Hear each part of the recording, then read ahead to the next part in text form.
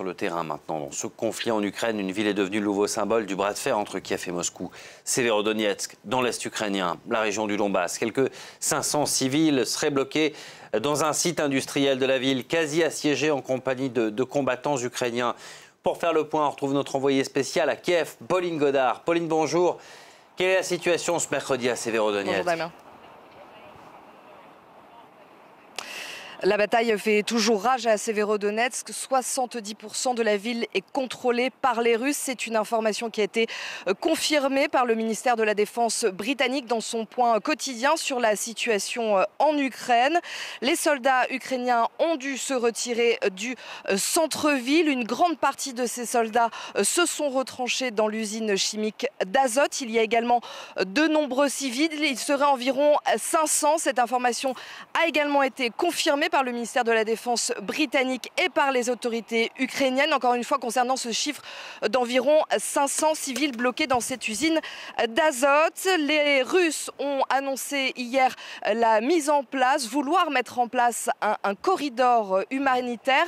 Il devait débuter à 7h, heure de Paris, se finir à 19h, heure de Paris, mais à une condition, que les soldats ukrainiens rendent les armes et ces civils doivent être normalement évacués vers une zone contrôlée par les Russes. Pour l'instant, il est très difficile d'avoir des informations sur ce qui se passe exactement là-bas concernant ce corridor. Kiev n'a ni confirmé ni infirmé.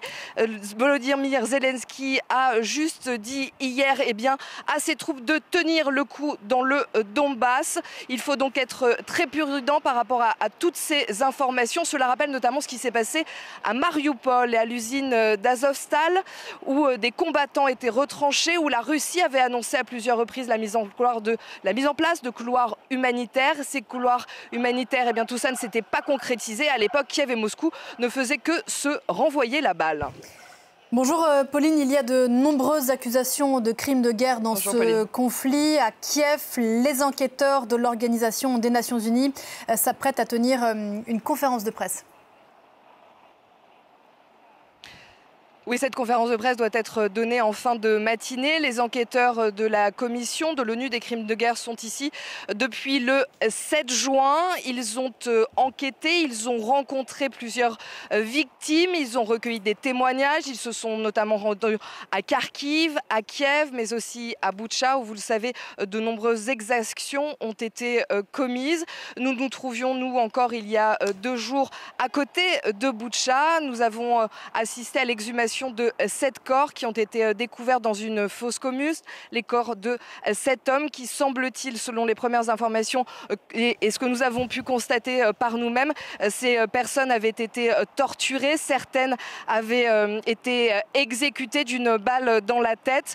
Donc les enquêteurs de l'ONU doivent aujourd'hui rendre leurs premières conclusions sur ce qu'ils ont pu recueillir comme témoignage aujourd'hui. C'était la première fois, qu'ils se rendaient en Ukraine pour pouvoir enquêter sur ces crimes de guerre. Et on suivra ça avec vous depuis Kiev. Pauline Godard, merci Pauline, merci à Catherine Norris-Trent et Wassim Dali qui sont avec vous, envoyés spéciaux de France 24.